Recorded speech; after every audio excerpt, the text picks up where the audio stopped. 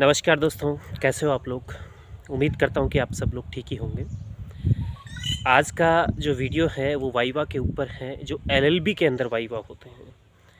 यानी जब आप जाते हैं कॉलेज में, आपके प्रैक्टिकल होते हैं, तो प्रैक्टिकल कैसे होता है, क्या क्या क्वेश्चन पुटअप किए जा सकते हैं, उस संबंध में आज का पूरा वीडियो उसके ऊपर होगा।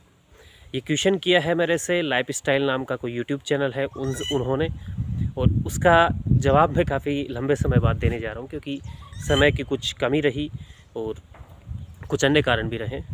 तो आज संडे है और संडे का फ़ायदा उठाते हुए आप सब लोगों को ये जानकारी, आज आप सब लोगों को वाइवा के बारे में कुछ सिखाया जाए।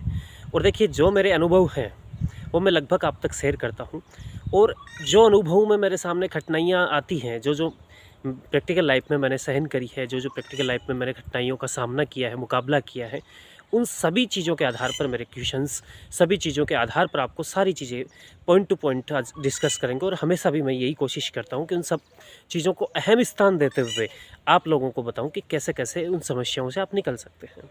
तो आज का वीडियो है वाइवा के ऊपर, एलएलबी के अंदर वाइवा कैसे होता है।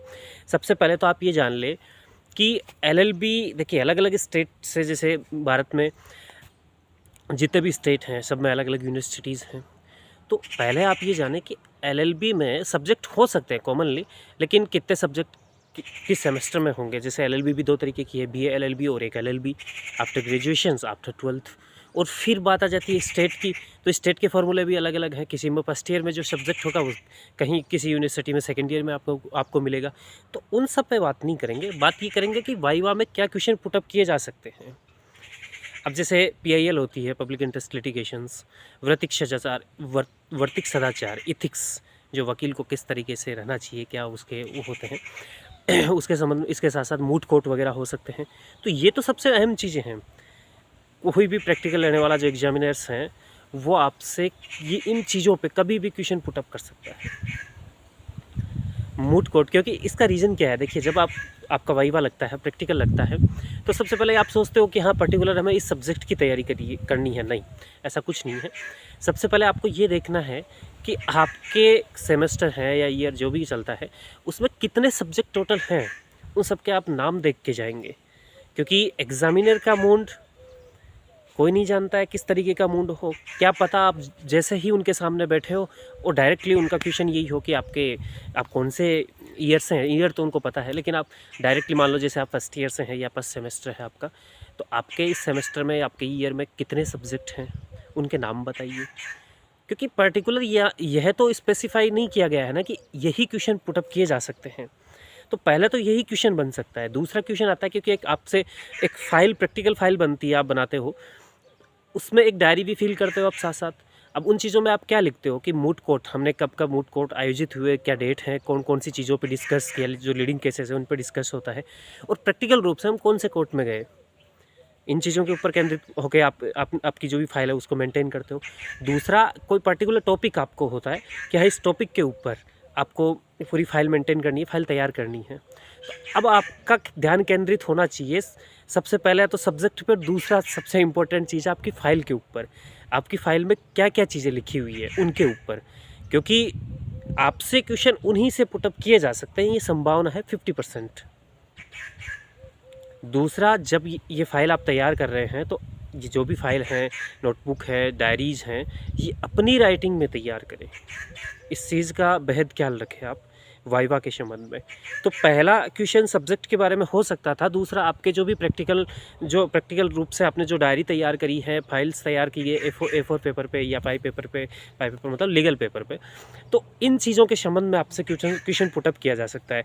जैसे आप लिख रहे हो कि साहब इतनी तारीख को मूट कोर्ट हुआ, आपकी डायरी में मेंटेन है ये चीज़, तो फिर आपसे उसी संबंध में पूछा जा सकता है कि आप जब कोर्ट गए थे दिनांक इतनी तारीख को, तो उसमें क्या क्या चीज़ें हुई, क्या देखा आपने, मूट कोर्ट किस प्रकार से आयोजित हुआ, ये सारी चीज़ें पुटअप किया जा सकता है। किस चीज़ के ऊपर कौन सा केस लॉज था, उस केस लॉज में क्या डिसाइड हुआ, क्या नहीं हुआ। तो महज मूट कोर्ट का उद्देश्य यही नहीं है कि आप लोग गए, या फिर कई अमूमन क्या होता है कि देखिए प्रैक्टिकल देने तो एलएलबी कर रहे हैं, सारे स्टूडेंट आते हैं, सब स्टूडेंट, हो सकता है उनमें से कुछ लोग रेगुलरली क्लासेस अटेंड नहीं करते हो और उन्होंने मूट कोर्ट भी अटेंड नहीं किया हो, तो उनसे भी ये क्वेश्चन किया जा सकता है। वो कहेंगे साहब हमने तो दिया भी नहीं साहब, डायरी वैसे मेंटेन कर ली, तो ऐसा भी जवाब नहीं होना चाहिए। कई बार ऐसे भी पूछ लिया जाता है कि आप रेगुलर क्लास अटेंड करते हैं, तो वह जवाब तो आपका हाँ में ही होना चाहिए। गर्दन तो हिलानी पड़ेगी लेकिन हाँ में, ऐसे मानना पड़ेगा आपको इस चीज़ को, ना फिर आपके जो मार्क्स हैं उनमें फिर थोड़ा सा ना ही हो जाएगा। बात ये आती है कि उसमें प्रैक्टिकल में आपको नंबर का इश्यू आ जाता है। जैसे आपसे क्वेश्चन पुटअप किए गए, 5 या 10 क्वेश्चन पुटअप किए गए और आप जवाब नहीं दे पाते हैं, या कॉमनली आप 3 का जवाब दे देते हैं, 2 का नहीं दे पाते, या आपने लमसम एवरेज जवाब दिए हैं, तो फिर ऐसी दशा में आप पास होने ही हैं, उसमें कोई बड़ी चीज़ नहीं है। प्रैक्टिकल वाइवा में हमेशा ये देखा जाता है कि अगर संतुष्ट नहीं है वाइवा लेने वाले एग्जामिनर, तो भी उसे कोशिश करी जाती है कि जो भी मिनिमम नंबर है वो दे के उसे पास कर दिया जाए। बहुत ही रेयर चांसेस हैं, लेकिन हाँ, आप अपनी जो A4 पेपर की या जो भी डायरी फिल करने का आपको वहाँ पर्टिकुलर जो तरीका होता है कि हाँ इस तरीके से आपको, अलग अलग कॉलेजेस का अलग अलग तरीका है, वो आपने फिल नहीं किया है, तो फिर ऐसी दशा में आपको दिक्कत आ सकती है। तो क्वेश्चन तो ये है कि कहीं से भी कुछ भी आ सकता है। आपसे ये भी पूछ सकता है कि आपके कितने सब्जेक्ट हैं, आपने कहा कि 10 सब्जेक्ट है, 9 सब्जेक्ट है, 8 सब्जेक्ट हैं, कौन कौन से हैं, आप कौन सा सब्जेक्ट रीड करके आए हो। जब मैं था LLB फर्स्ट ईयर में, तो मेरे से क्वेश्चन यही पूछा गया था। अब मुझे नहीं पता था इस चीज़ का जवाब देना, क्योंकि देखिए मैं उस समय आपकी जगह था। आज मैं थोड़ा सा कुछ चीज़ें सीख गया हूँ, लेकिन मैं उस समय आपकी जगह था, तो मैंने भी उसका संतुष्टिजनक जवाब तो नहीं दिया था, और उसके हिसाब से फिर नंबर भी नहीं आए थे। लेकिन फाइनल में आते आते मैं इस चीज़ को अच्छी तरीके से सीख गया था। फाइनल में भी मेरे से यही क्वेश्चन पूछा गया कि आप कौन सा सब्जेक्ट तैयार करके आए हैं, तो मैंने कहा CRPC सर। फिर CRPC से मैंने जो केस डायरी वगैरह होता है उनके संबंध में मेरे से क्वेश्चन पुटअप किया गया, जो चालान क्या होता है, चार्जशीट क्या होती है, उसके संबंध में क्वेश्चन पुटअप किया गया। तो सबसे पहले आपको ध्यान रखना है आपकी डायरी के बारे में, आपके कितने सब्जेक्ट है उस विषय, उस ईयर में या जो सेमेस्टर है उसमें। दूसरे, आपने डायरी में कौन कौन से केस लॉज लिखे हैं, कौन कौन से मूट कोर्ट के संबंध में कौन कौन से लीडिंग केसेस हैं, उनका ध्यान रखना है। कोर्ट में कब विजिट करी, कब नहीं करी, उन चीज़ों का जो डायरी में आपने फाइल में मेंटेन किया है, उन चीज़ों के बारे में। और फिर आप कौन सा पर्टिकुलर सब्जेक्ट एक तैयार करके जाते हैं उसके संबंध में। और इसके साथ भी कुछ भी आपसे पूछा जा सकता है जो रिलेवेंट हो। आपका नाम भी पूछ सकते हैं कि सर आपका नाम क्या है, आपका लहजा भी इसमें चेक किया जा सकता है, तो वाइवा का मतलब क्या है। और तो कुल मिलाकर ओवरऑल जो मैंने आज चीज़ें बताई है उनके ऊपर आपका वाइवा डिसाइड होना है। पास किए जाने का क्राइटेरिया फिक्स है कि हाँ सबको लमसम पास कर ही दिया जाता है, इसमें कोई इश्यू नहीं है। बात आती है नंबर्स की, तो ये चीज़ अगर आप फॉलो करते हैं तो आपके अच्छे नंबर आएंगे। जितने मान लो 9 सब्जेक्ट है आपके सेमेस्टर में, आपके ईयर में, तो आपको 9 सब्जेक्ट को तैयार करने की आवश्यकता नहीं है। एक अगर सब्जेक्ट आप तैयार करते हैं तो उसी से कुछ क्वेश्चन पुटअप किए जा सकते हैं। इसके साथ साथ जिस सब्जेक्ट का प्रैक्टिकल है उसको आप ज़रूर से अप्रोच करोगे। अगर उस सब्जेक्ट को अप्रोच नहीं करते, क्योंकि मेन सब्जेक्ट वही है उस समय, जैसे PIL का है, तो ऐसी दशा में आपको पहला क्वेश्चन ये पुटअप किया जा सकता है, आपसे पूछा जा सकता है कि PIL आखिर है क्या, पब्लिक इंटरेस्ट लिटिगेशन क्या है। जवाब आपको देना है उस समय। तो इन जो प्रैक्टिकल में मेन रूप से जो सब्जेक्ट है उस समय, उसको तो आप रीड करोगे, उसके साथ साथ एक सब्जेक्ट को क्लियर रखें। और कुछ भी पूछा जा सकता है, कोई फिक्स क्राइटेरिया नहीं है, और पास अमूमन कर ही दिया जाता है।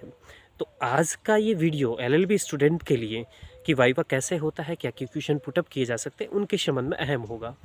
अभी के लिए बाय बाय, मिलते हैं किसी नेक्स्ट वीडियो में, और कोशिश करेंगे जल्दी से जल्दी LLB के संबंध में जो विषय हैं उनके संबंध में भी पढ़ाई करवाने की। आपको हो सकता है जो IPC है उसे शुरू करें, लेकिन जल्दी से जल्दी इस पर विचार किया जाएगा और जल्दी से जल्दी शुरू किया जाएगा। आपके लिए बाय बाय।